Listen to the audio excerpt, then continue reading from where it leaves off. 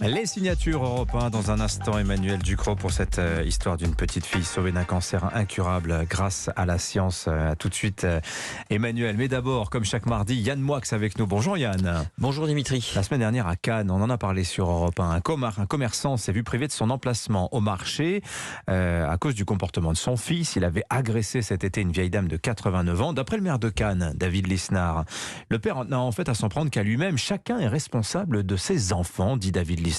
Cette phrase vous intéresse? Oui, beaucoup, parce qu'elle pose des questions plus profondes qu'on ne le croit, à commencer par celle de la responsabilité. On sait depuis le livre d'Ézéchiel que la responsabilité ne se transmet pas par le sang. Ézéchiel se dresse de toutes ses forces contre cette parole de Jérémie, que vous devez connaître Dimitri. Les pères mangent du raisin vert et les dents du fils en sont agacées. Le fils, autrement dit, ne peut pas payer les fautes du père.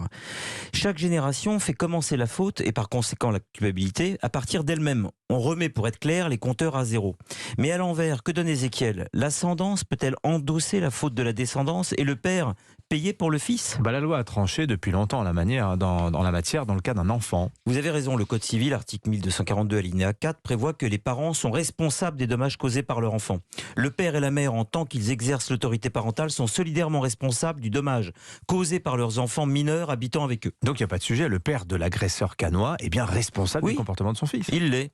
Mais je l'ai entendu chez Cyril Hanouna utiliser une défense très spécieuse. Il rejette la faute sur son fils d'une part, et d'autre part sur la société, l'école, l'État, qui ne font pas leur devoir face à des cas difficiles. Il a sans doute raison de son point de vue. Être le père d'un adolescent est un cauchemar, mais un de ses arguments m'a fortement déplu. Alors quel argument justement? Ce père, qui avait honnêtement l'air effrayé par la sauvagerie de son fils, a dit « Je ne peux pas être derrière lui 24 heures sur 24 ». Alors est-ce qu'il dit pas vrai là, ce père? Oui, d'accord, précisément, mais c'est là que je voulais en venir. Les gens confondent tout. Pas étonnant dans une société où les mots réduits à 300 par bouche ne servent qu'à l'invective, l'insulte, la récrimination, la réclamation ou la menace. Les gens en particulier confondent les verbes élever et éduquer. Un père a pour mission d'élever son enfant. Or, élever, qu'est-ce que ça signifie, Dimitri? C'est pourtant clair. Ça signifie hisser vers le haut. Autrement dit, cela signifie qu'on donne à son enfant de quoi se tenir bien, dignement, quand précisément l'autorité parentale a le dos tourné. Élever, c'est l'action de soulager la surveillance du père, de la mère, parce que l'enfant a été placé au-dessus de l'instinct, de la barbarie, de l'état de nature, et qui puisse faire, si vous voulez, autre chose que des conneries. Élever, c'est faire en sorte que le développement physique se fasse parallèlement au développement intellectuel et surtout moral. C'est le rôle de la famille avant que d'être celui de l'école. Alors éduquer, on est bien embêté à ce stade parce qu'en fait, il y a une grande différence entre éduquer et élever. Et la première, elle est syntaxique. Éduquer, ça donne éducation, mais pour élever, on n'a pas l'équivalent. On a élévation. On a élèvement, mais alors élèvement, c'est trop bas. Et élévation, c'est un peu trop. On va pas non plus faire spirituel. On va pas demander à un Ziva non plus de devenir le Mahatma Gandhi. Vous voyez ce que je veux dire?